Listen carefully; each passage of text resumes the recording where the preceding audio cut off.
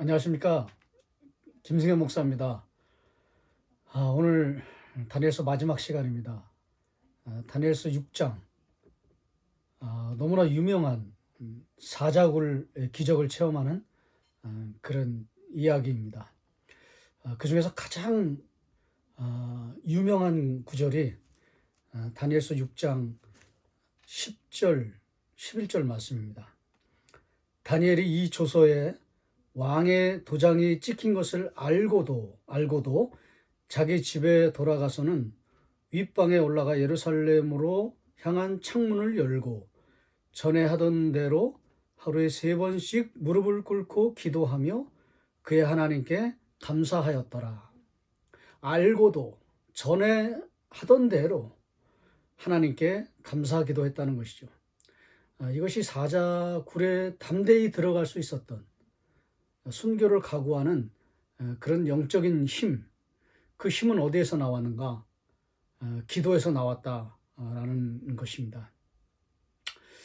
이 기도의 힘을, 그 힘에 대한 근거는 무엇인가?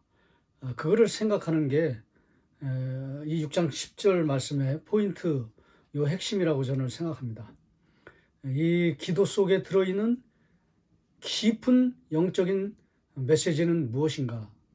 제가 깨달은 것은 2가지입니다. 오늘 그 2가지를 여러분과 함께 나누기를 원합니다.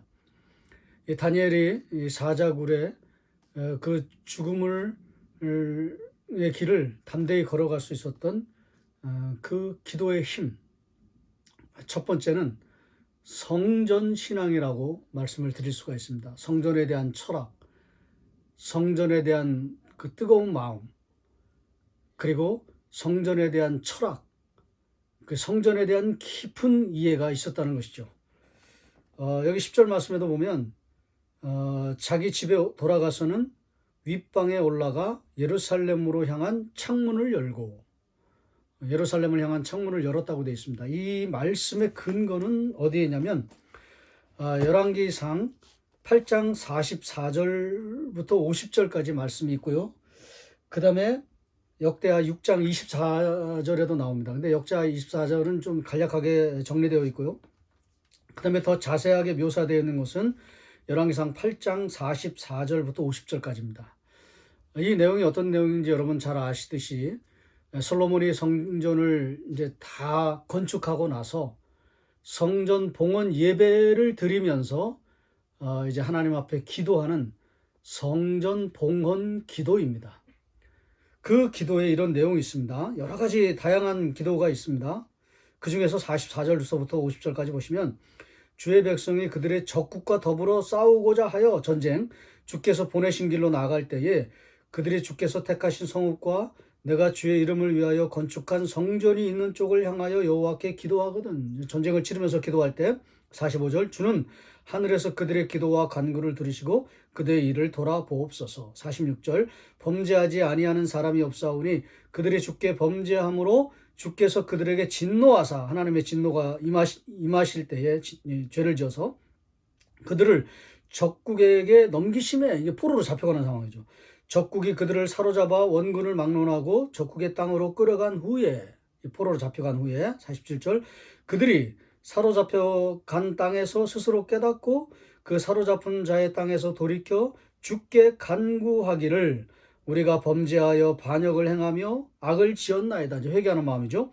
48절 자기를 사로잡아간 적국의 땅에서 온 마음과 온 뜻으로 주께 돌아와 주께서 그들의 조상들에게 주신 땅 곧 주께서 택하신 성읍과 내가 주의 이름을 위하여 건축한 성전 있는 쪽을 향하여 주께 기도하거든. 예루살렘을 향하여 문을 열었다는 것은 성전 있는 쪽을 향해서 문을 열었다는 것입니다. 그러니까 성전을 놓고 성전을 바라보면서 기도하는 것이죠. 49절 주는 계신 곳 하늘에서 그들의 기도와 간구를 들으시고 그들의 일을 돌아보옵소서. 다니엘이 이런 성전 신앙이 그 마음속에 깊이 자리매김하고 있었다는 것이죠. 이 말씀을 기억하면서 하나님 앞에 기도하는 것이죠. 하나님, 제가 성전을 향하여 바라보면서 이 성전 봉헌 기도에 담겨 있었던 이 솔로몬의 기도의 축복을 바라보고 하나님 기도하오니 하나님 이 복을 나에게 내려 주시옵소서. 어찌 보면 사자굴의 그 기적 체험은 이 성전 철학, 성전 신앙에서 흐르는 놀라운 축복을 경험한 것이다 라고 말씀드릴 수가 있는 것입니다. 여러분, 그런 것입니다. 성전을 향한 축복은, 성전을 향한 놀라운 은혜는 이렇게 놀라운 강한 은혜가 담겨 있다는 것이죠. 저는 그렇게 생각하는 것입니다. 사자굴의 기적은 어디서 왔는가? 성전 축복에서, 성전 신앙에서, 다니엘의 깊이 있는 그 성전을 생각하는 그 기도와 마음에서 나온 것이다. 저는 그렇게 생각하는 것입니다. 이것을 좀 간략하게 정리하면 성전 신앙, 결국 성전 축복이다, 이렇게 말씀드릴 수가 있는 것입니다. 아마 솔로몬이 성전을 건축하고 나서 이제 여러 가지 기도 내용을 놓고 하나님 앞에 기도하면서 자기는 몰랐겠죠. 후에 어떤 일이 벌어질지는 모르고 그냥 그렇게 그 중보기도하는 마음으로 기도했는데, 솔로몬은 그냥 씨를 뿌린 것이고 그 열매를 누가 거뒀는가? 다니엘이 거뒀다는 것이죠. 다니엘이 그 열매와 혜택을 받은 것입니다. 성전 축복을 경험한 것입니다. 성전 혜택을 경험한 것입니다. 여러분, 이것은 우리에게 그대로 적용됩니다. 여러분, 성전을 경홀히 여겨서는 안 됩니다. 성전에서 예배하는 거, 성전에서 기도하는 거, 성전을 향하여 나오는 것, 이것을 여러분 정말 쉽게 생각해서는 안 됩니다. 관심이 없고 그냥 형식적인 생각으로 그렇게 성전에 나와서는 안 되는 것입니다. 성전에는요, 놀라운 은혜가 있는 것입니다. 성전에서 흐르는 축복은 엄청난 축복이 있는 것입니다. 위기에 빠질 때, 고난을 당할 때, 죽음의 두려운 상황이 펼쳐질 때 성전을 향하여 기도하는 것은 하나님의 놀라운 기적을 경험하는 발판과 계기가 되는 것입니다. 성전을 무시하지 마십시오. 성전을 향하여 형식적으로 나오지 마십시오. 예배를 중요시 여기십시오. 목숨을 걸고 소중히 여기며 생명을 걸고 예배를 드려야 하는 것입니다. 오늘 만약에 예배를 드리는 그런 삶에 있어서 좀 나태해져 있고 무관심해져 있고 그냥 주일날 한 번 드리면 끝이다, 이렇게 경박하게 생각하시는 분들이 있다면 정신을 차리십시오. 마음을 바꾸십시오. 회개하십시오. 돌이키십시오. 모든 공예 예배에 적극적으로 그리고 아주 철저하게 지키십시오. 예배를 드리십시오. 그러면 훗날에 당신이 그 복이 쌓이고 쌓여서 나중에는 여러분이 경험할 수 없는 놀라운 은혜와 축복을 경험하게 되는 것입니다. 왜냐하면 성전 신앙에는 성전 축복이, 혜택이 있기 때문에 그렇습니다. 오늘 다니엘이 경험한 축복은 바로 이런 성전 축복이었다는 것이죠. 자, 이제 제가 마지막으로 깨달은 것을 이제 여러분과 나누겠습니다. 두 번째는 그렇게 성전 신앙으로 무장하고 철저한 성전 중심의 신앙을 가지고 정말 온 마음으로 하나님 앞에 예배하며 기도했음에도 불구하고 다니엘은 죽음의 위기를 넘어가지 못합니다. 정적들의 그 함정에 그대로 빠져가지고 결국은 사자굴에 들어가게 됩니다. 죽게 된 것이죠. 다니엘의 세 친구들은 풀무불에 던져졌지 않습니까? 그것은 이제 위에서 이제 던져진 것이고요. 다니엘은 이제 굴이라고 그랬기 때문에 아마 이게 들어간 것 같습니다. 굴이 막혀 이제 동굴 입구가 막아진 걸 보면 굴이었습니다. 거기에 들어간 것이죠.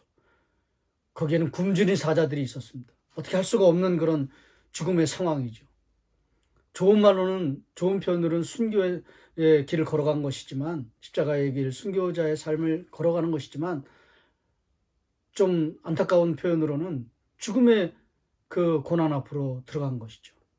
그리고 이제 굴이 막혀졌습니다. 근데 놀라운 일이 일어났습니다. 천사가 나타났고요. 그리고 사자들의 입이 이렇게 이게 막아졌다고 얘기합니다.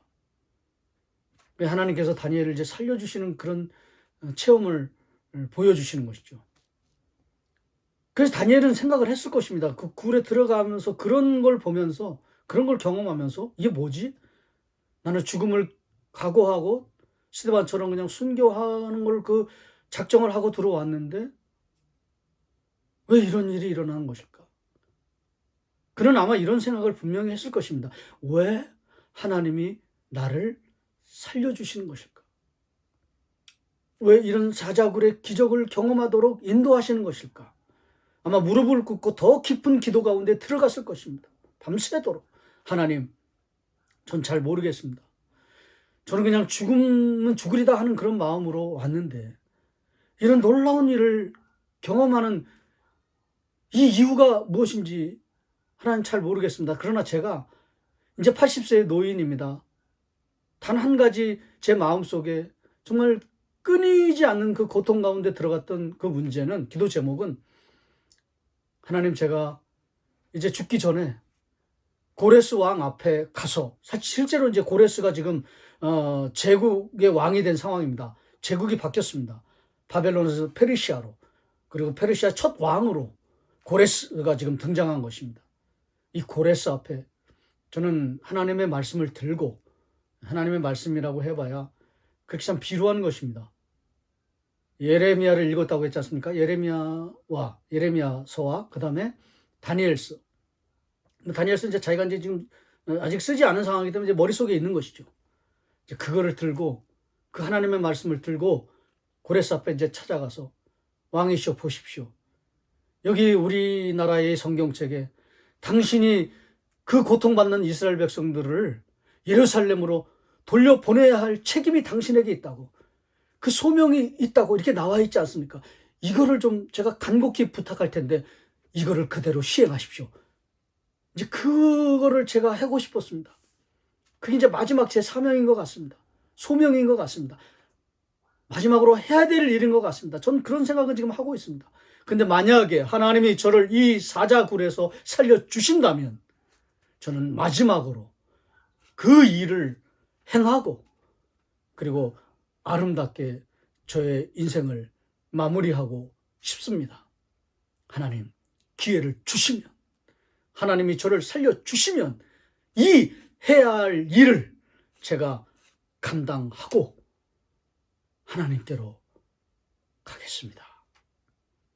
저는 이게 다니엘의 깊은 사자굴에서의 기도의 내용이었다고 생각을 하는 것입니다. 왜냐하면 실제로 다니엘이 이제 사자굴에서 풀려나고, 나는 이렇게 살았구나, 막 간증하러 그렇게 사람들을 찾아다니면서 얘기한 게 아니라 고레스를 찾아갑니다.